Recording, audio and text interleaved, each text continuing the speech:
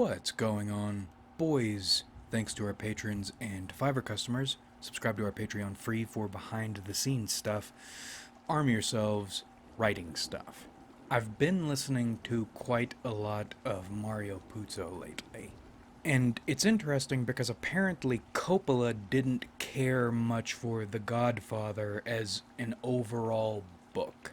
He thought it was a trashy paperback.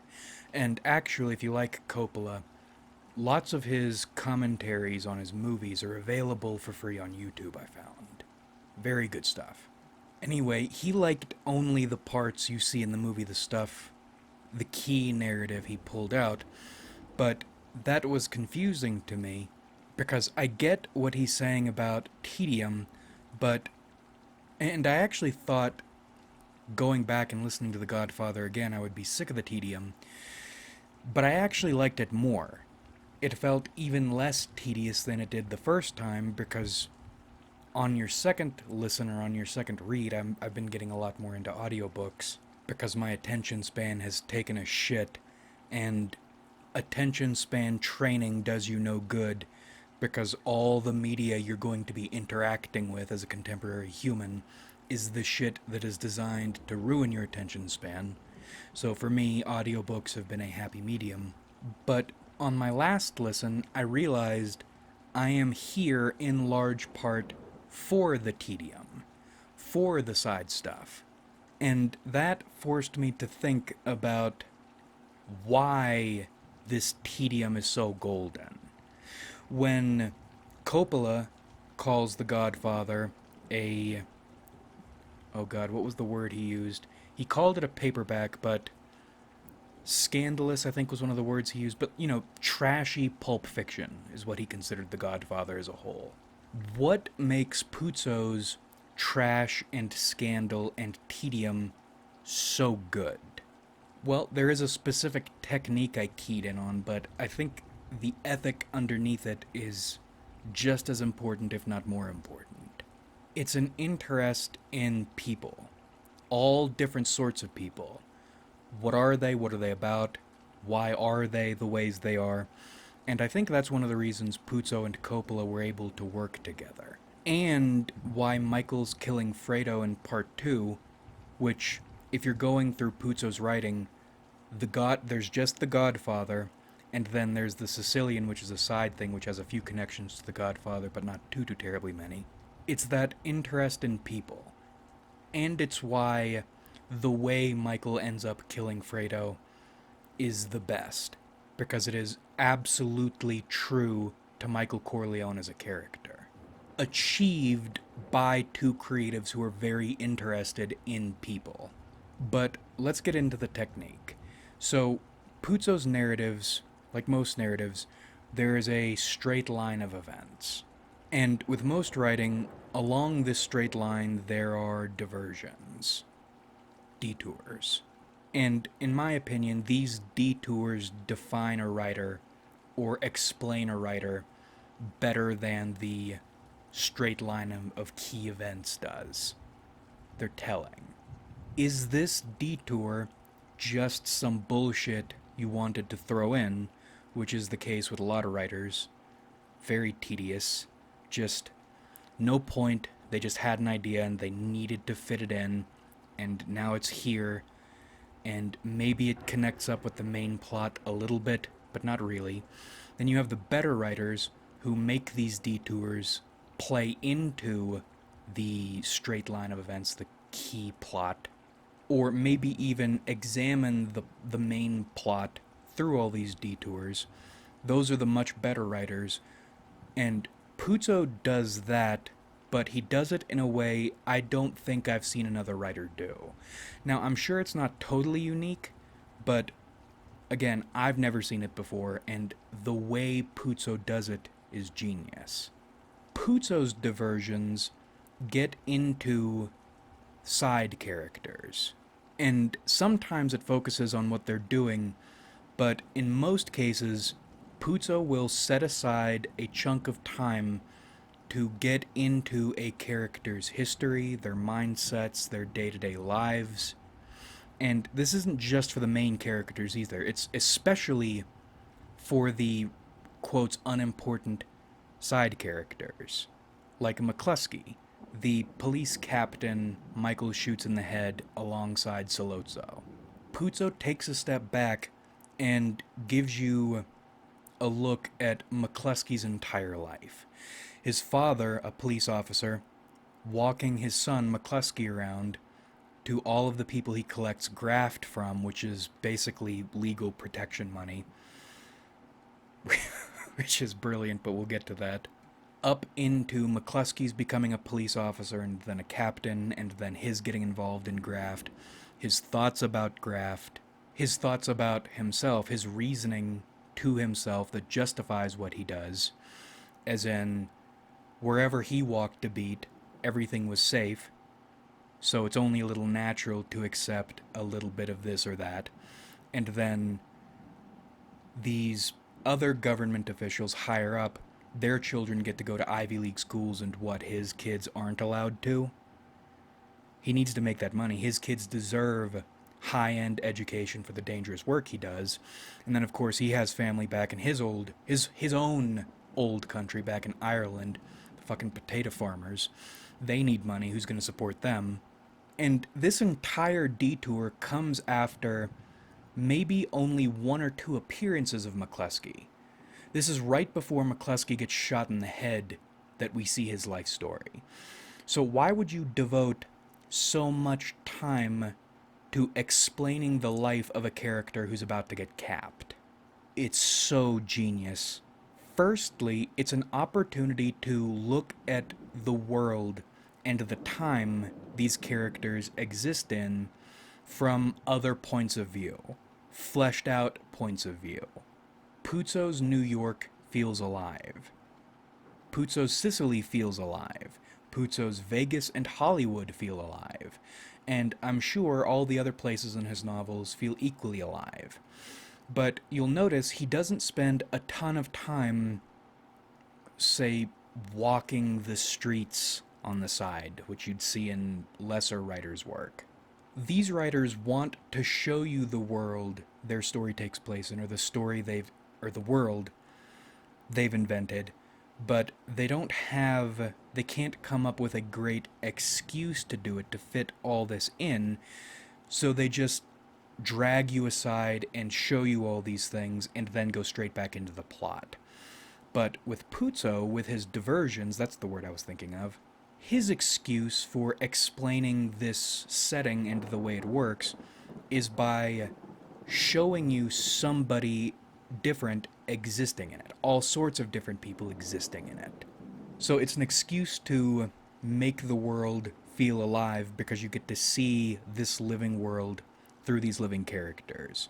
It accomplishes something writers want but would omit or do poorly in a good, reasonable way you don't notice. That's why it took me so long to pick up on this technique. It's done so well you don't notice it. Next level, it gives you points of view to compare against the main character's points of view. So we'll keep using McCluskey as an example. McCluskey shows you why thuggery is so necessary in New York. The city, despite its grandeur, is violent and poor, especially for immigrants. So by retracing this Irish police captain's life, you get to see the Irish point of view, you get to see the ways other people or other sorts of people rationalize and deal with their conditions. Shit's dangerous and we're broke. We need a way to stay safe and we need money. And then you get to compare the 2 points of view. So here, the government point of view, the Irish point of view, versus the criminal point of view, the Italian or Sicilian point of view. And actually this ties into the setting too, because now you aren't just seeing this setting from a reader's point of view or from the narrator's point of view. You're getting to see it from different ethnogroups' points of view, different positions' points of view. That makes the world feel even more alive because there are so many different sorts of people living in the same world. And I think that contributes to why people or fans of The Godfather like Al Neri so much, who admittedly is one of my favorite characters too, even though in the story you get to see him only a couple times, plus his extended life up to this point detour. But we'll get to him. An Italian cop turned button man. And then on the third level, we mentioned Puzo doesn't do this just for main characters, he does it a lot with minor characters. And what's happening here is he's making the pawns important. And that's not just a flavor thing. Because basically, what The Godfather is a series of clashes of the soul. What is someone? And not just who, by the way. In fact, it's almost like these people, these characters, aren't even just characters or operating just as characters. They're like avatars of a certain walk of life or a certain sort of person. It's like a big gladiatorial match, except instead of people fighting, it is sorts of people and the environments that make them fighting. And and of course he's not stating that openly, but with that happening in the background, even a pawn getting knocked over feels important because it is important. This person isn't just an enemy, they are a thesis statement. A different thesis statement is fighting. Therefore, when they get knocked off, it's like you're getting to see a lived out argument. So let's go back to McCluskey, for instance. In the movie, McCluskey is important, but he doesn't feel really important because he's just an asshole cop there basically to be a challenge and demonstrate a bit of corruption, and that's pretty much it. But in the book, McCluskey's so strong, he disfigures Michael with his punch. And you get a little bit of that in the movie, but they don't take it anywhere near as far as it goes in the book. Michael gets really fucked up by McCluskey. And that becomes its own little plot point, Michael looking like a monster. And it's not wanting to get rid of it, both because of its intimidating effect, but also because it keeps him in mild pain all the time, which keeps him focused and angry. But the much more important point, when Michael in the book shoots Sollozzo, McCluskey isn't afraid. He is so used to being in control and being untouchable because of his position within the government, within law enforcement. He expects Michael to drop his gun and surrender immediately, because in his mind, what other option is there? Michael's shooting Sollozzo to McCluskey was a foolish, bratty thing to do. Not, oh shit, this dude just killed the guy sitting next to me and I'm next. And that little emotional flavor, spoken from McCluskey's point of view, that he's lived all of his life up to this point, actually that ties in, I think it's in the book, Vito says something like, a man has only one destiny. Everything leading up to this destiny, this position of power in the government, corrupt and legitimate, is to get clipped by a bad motherfucker.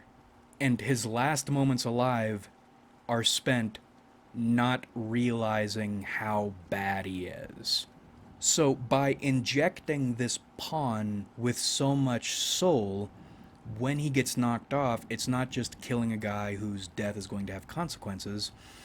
It's also like the idea of government and power, unchecked power, power that thinks it is so official and cemented it can't be threatened, just got a nasty reality check. And that's why Book Michael is the GOAT. He's the GOAT. Bill the Butcher would be proud. Fucking Irish. So you see now what these detours do. They show you the setting. They show you the setting from a particular ethnic or cultural point of view. They show it from an individual point of view. And then all these things culminate in a thesis statement about reality that goes to war with a different thesis statement about reality. And the end result is authenticity in setting, in characters, and in messaging and value statements. I don't think any of the values examined in The Godfather would be half as potent if they weren't tested by fire against other points of view. And Puzo does this constantly. I'm a little over halfway through The Last Dawn right now. I just got done dealing with a segment in which characters are dealing with a character named Tim the Rustler, or Big Tim the Rustler. And maybe this changes later, but for right now, he doesn't really matter all that much. But spending that additional time on him and with him, it gives you insight into gambler culture. The sorts of gamblers who know how to make money and know how to get what they want while playing life at large riskily into being assholes about it, but being clever enough to get away with it for a while, and an insight into that sort of person. Because that's another thing about Puzo as a writer, which is part of what makes these detours work. I could see another writer trying to do this and screwing it up terribly. Puzo knows. Puzo knows you. He knows your bullshit. He knows everything. It's like he was given grand insight into sorts of people and writing them with empathy. Not in the supportive empathy way, but in the, basic reptilian empathy way, but not calling Puzo a reptile. That's certainly not the case, but understanding what makes all different sorts of people tick. And that's another reason these detours, it's not all mechanical, it's also emotional, it's also flavor. Getting to see the way different sorts of people think. And it's all so raw and authentic. And I think I cannot stop talking about Al Neri. He's okay, if Michael weren't the GOAT, it would have to be Al. Al was an Italian cop. So McCluskey was an Irish cop who got involved in corruption because he thought the world and society owed him something, owed him more than his paycheck, his meager paycheck for the job he did. Al was different. Al was the sort of guy who ignored laws to pursue justice because that's what he believed the world should be like. So you have these foreign diplomats who aren't allowed to be arrested, aren't allowed to be fined, but they're parking in places they shouldn't be parking, and parking in places that put other people at risk, for instance. So he goes around and smashes up all of their windows. Just whenever he can, he smashes their windows. So he gets stuck in Harlem. There's a pimp who kills one of his whores, and he's saying all this bullshit. Like, you remember the Patrice O'Neal thing about the Taken thing, the foreign guy fuck America speech? The black guy started trying to do something similar and trying to get tough with a knife. Or it might have been a gun, but I'm pretty sure it was a knife. Anyway, Al takes his flashlight and caves his skull in. Just a fucking crusader. And then there's another instance, these kids are loitering around and not doing anything wrong, but kind of being shitty. He runs the other ones off, but one of them is Italian. He beats the shit out of the Italian one and tells him to go home and hug his mother and all this shit and act right. And maybe it's just my dealing with the justice system, but to me, if I had a choice, because that was another thing, Al would get into fights and not arrest people sometimes. If I had the choice between a life-changing ass beating and a life-changing sentence or extended drawn-out thing with the legal system that will carry shit with you forever, just beat my ass. Please and thank you. A very common law sense of justice. Anyway, so Al is going to go to jail for killing this pimp who killed a hooker and then threatened him with a knife. and he's going to get killed in jail almost certainly. His wife divorces him because she's afraid of him, even though he's been nothing but kind and gentle with her, and would never be anything otherwise. So, anyway, his wife's father is aware of what's going on. He is an associate, or has some connection to the Corleone family. So, between his his ex-wife's father and the Corleones, they get him out. And then the Corleones want to recruit him. It's a really great scene. He's aware he's being courted, but he doesn't mind it. Oh god, the line is brilliant. The most agreeable afternoon dinner he's had since he was a boy, with the Corleones. And I just went on a multiple minute rant, and my recording software, the recording part of my video editing software, fucked up, ruined that. So, summarized version, Luca Brasi is Vito's head enforcer guy. Al is Michael's head enforcer guy, but although they're filling the same roles for their dons, the ways they step into those roles are different, and that informs or affects the whys and the hows of the way they do things. And you get to see that because they're so, well, not just because they're so different, you get to see they're so different because of these diversions, and these diversions are done so well, these explanations of their histories, and then you get to compare the pairs because you get to see where all of them have come from. What is it? Vito is the velvet glove, Luca is the iron fist, at least in my point of view, and then also in my point of view, Al and Michael are both cybernetic hands. But I think one of the reasons people love Al so much is he is true justice personified, and he got fucked hard by false justice, by institutional justice. And that makes his stepping into the mob and getting to live a good life so much more heartening. Because society, in its stupidity, in its pettiness, in its shittiness, tried to kill one of its most valiant knights and couldn't sell it, couldn't get the job done, and left him there to be nursed back to health and taken care of by the devil. Average Joe dipshit, thinking he's civilized and in control and can't be challenged like McCluskey, they all create their own monsters. And Al, formerly a Knight of Justice, becomes a hyper-lethal counter to all of society's bullshit.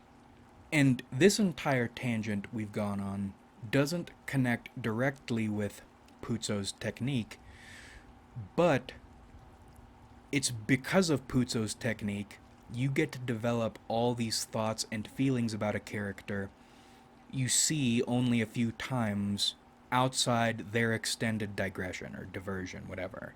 You get so much to chew on when you flesh out people as people, even if it's at the cost of time. Because again, Coppola was right.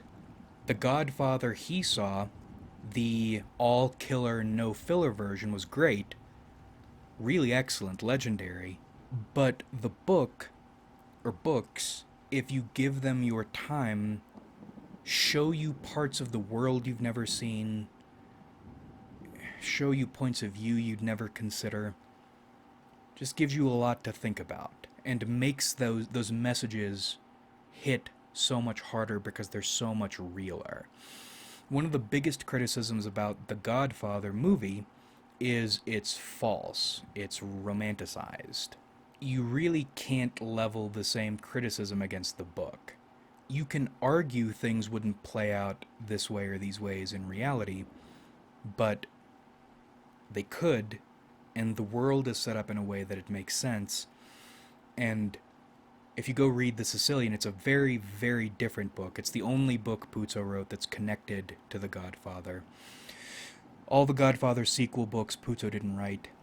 If I'm not mistaken, I know for a fact Godfather Part 2, Puzo had a hand in writing, but he didn't write a book about it. I think part 3 was the same way. Anyway, The Sicilian is a really interesting look at Sicily and, interestingly, at guerrilla warfare. It's not really a mob book, there are mob elements.